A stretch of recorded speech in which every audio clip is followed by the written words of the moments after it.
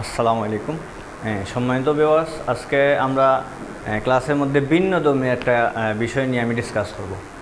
বিষয়টা হচ্ছে বাংলাদেশে বিচারহীনতা এবং উই ওয়ান্ট জাস্টিস, এই বিষয় নিয়ে কিছু কথা বলবো।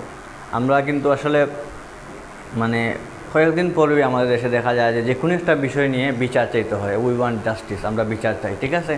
এই বাংলাদেশে আসলে বিচারহীনতা খুব বেশি প্রকটভাবে বৃদ্ধি পাচ্ছে এবং আমরা কোনো বিচার পাইতেছি না।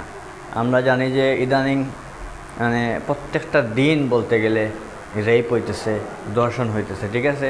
গত আপনারা লোমহর্ষক একটা কাহিনী জানেন যে রামিসা হত্যা। একজন মানুষকে কিভাবে হত্যা করতে পারে, কিভাবে এরকম খারাপ কাজ করতে পারে, লোমহর্ষক কাজ করতে পারে, ঠিক আছে। তো এগুলোর বিচার আমরা চাই, কিন্তু বিচারটা আসলে হয় না। এর কারণটা কি?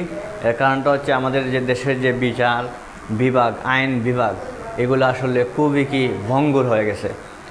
এগুলা আমাদেরকে কী করতে হবে? মেরামত করতে হবে। একটা রাস্তা যখন ভেঙে যায় তখন রাস্তাটা মানুষ কী করে? মেরামত করে। তো আমাদের দেশের আইন বিভাগ, বিচার বিভাগ, নির্বাহী বিভাগ, ঠিক আছে, সবগুলো একদম একটা ভঙ্গুর অবস্থার মধ্যে আছে।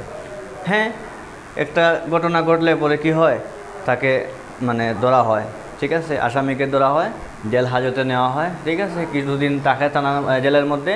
তারপর দেখা যায় 10-12 বছর পরে এরকম একটা হত্যাকাণ্ডের পরে এরকম সে যারা বিচার প্রার্থী হয়, যারা অর্থাৎ বাদী হয়, ঠিক আছে, তো তারা কী করে?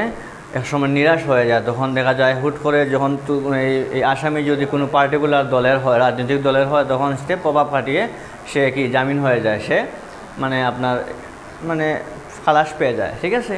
তো এইভাবে কিন্তু আসলে একটা দেশ চলতে পারে না। যদি দেশের মধ্যে বিচার না থাকে, ঠিক আছে, যদি দেশের মধ্যে আপনার আইন না থাকে, ল না থাকে, ঠিক আছে, তাইলে কিন্তু আমি আপনার স্বজনদের অবস্থা এক সময় এরকম হবে।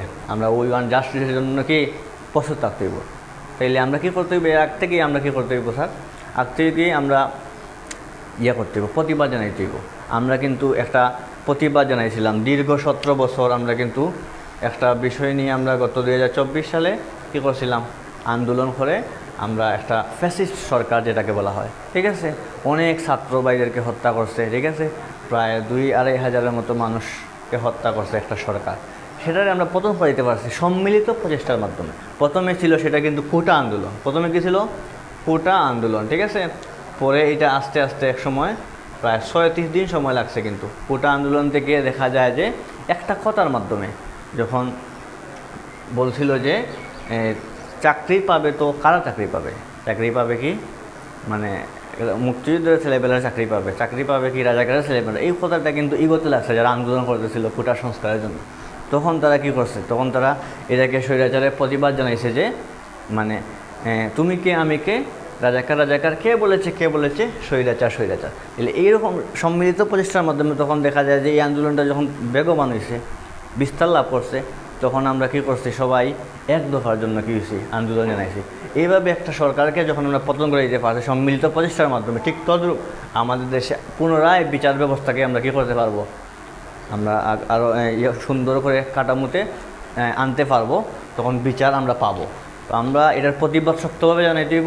আমি আমার পক্ষ থেকে এজ এ টিচার হিসেবে, এজ এ হিউম্যান হিসেবে আমি দু একটি কথা বললাম, আমরা যেন বিচারটা পাই, ঠিক আছে। আপনারাও আপনাদের অবস্থান থেকে শক্তভাবে প্রতিটা অপরাধের জন্য, প্রতিটা অপকর্মের জন্য আপনারা প্রতিবাদ জানাবেন। যদি প্রতিবাদ জানান তাহলে আমরা একটি সুন্দর দেশ গঠন করতে পারবো। আমাদের দেশটা একটা সভ্য দেশ হবে, সেই আশা ব্যক্ত করে আমি আমার আজকে এই বিষয়টা নিয়ে ইতি টানছি। সবাই ভালো থাকেন, সুস্থ থাকেন। আসসালামু আলাইকুম।